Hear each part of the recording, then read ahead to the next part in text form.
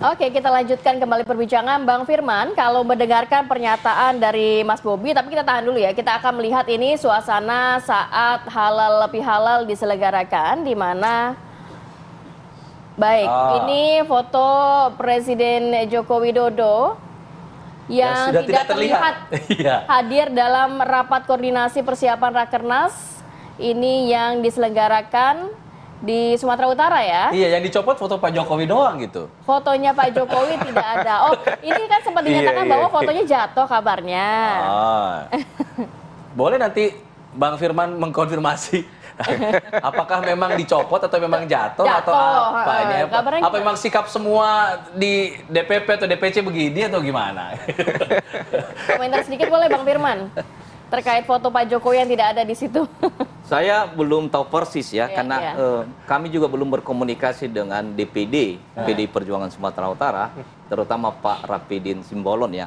Tetapi kalau mengutip apa yang disampaikan oleh Mas Sekjen, Mas Hasto Kristianto, sebetulnya ada sejumlah juga kantor sekretariat PDI Perjuangan di berbagai level yang memang untuk sementara ini masih menempatkan soal bahwa ada misalnya kader partai yang memang tidak seayun. Tapi kan masih jabatannya masih Presiden Republik Indonesia dan juga kader PDIP gitu kan. Itu tentu hal yang kedua, saya yang menyampaikan bahwa kami kan belum berkomunikasi. Tapi kalau mengutip pernyataan Pak Sekjen, maka ada beberapa yang ini. Apa itu, bagaimana itu, tentu kita harus berkomunikasi langsung dengan harus cross-check lagi ya. Iya, dan memang itu suasana kebatinan politik yang mendalam di internal PD Perjuangan, bahkan juga di konstituen yang awalnya mendukung Pak Jokowi sejak 2005 di Solo, kemudian 2012 di DKI Jakarta, 2015-2019. Nah, seperti yang kami sampaikan tadi,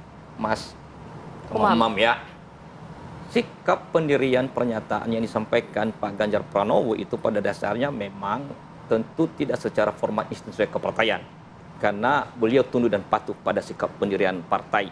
Tetapi tentu sebagai calon presiden secara boleh dong ya menyampaikan bahwa nanti misalnya ada sikap pendirian partai, apakah itu koalisi atau oposisi, tentu menyampaikan sejak awal bahwa saya di garis penguatan demokrasi di luar pemerintah, kan boleh.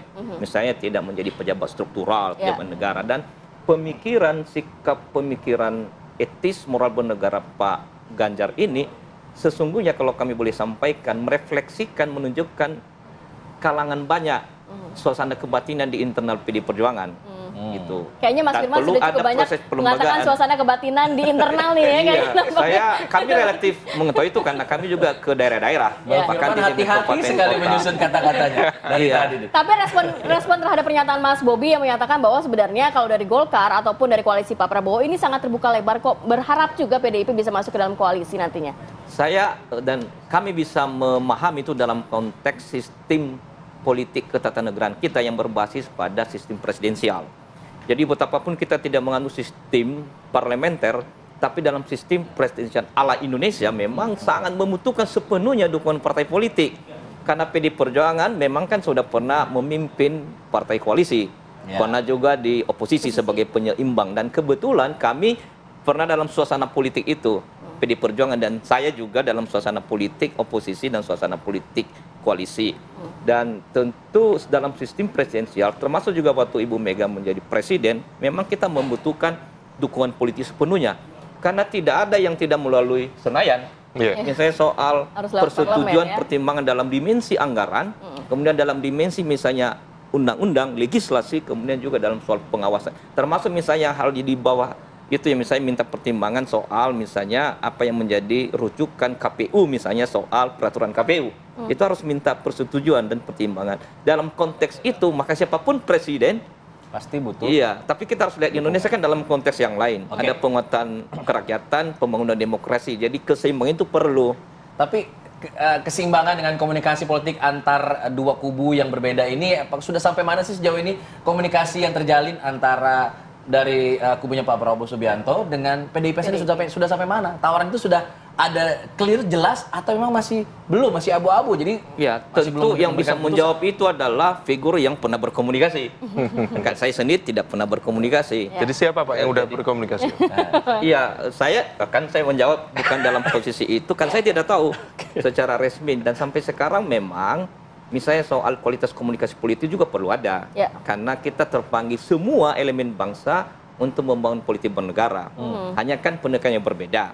Nah, misalnya dalam konteks komunikasi politik, maka itu tidak ada masalah.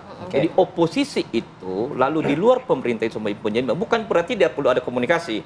Misalnya juga PD Perjuangan waktu menjadi partai di luar pemerintah sebagai penyeimbang, juga ada banyak mendukung garis kebijakan pemerintah. Dalam ini kepemimpinan presiden, jikalau program dan kebijakan itu pro rakyat, pro demokrasi, pro kesejahteraan, itu tidak masalah. Karena kita kan tidak menganut sistem demokrasi parlementer. Apalagi dalam sistem konstitusi kita, tidak ada misalnya terminologi soal oposisi. Demikian juga dalam sistem presidensial. Itu tidak ada. Jadi komunikasi juga perlu. Tapi jangan dipandang itu bahwa sudah selesai. Dan jangan diletakkan itu bahwa keputusan sudah selesai. Tapi bukan berarti ini kita juga berdiam diri ya. Komunikasi itu perlu bangun, dan itu juga sudah dilakukan beberapa fungsionaris elit partai politik. Tapi yang kita tunggu adalah finalisasi dan pada akhirnya keputusan terakhir dari PD Perjuangan. Yang dalam ini satu barisan kepemimpinan di Ibu Megawati Soekarno Putri.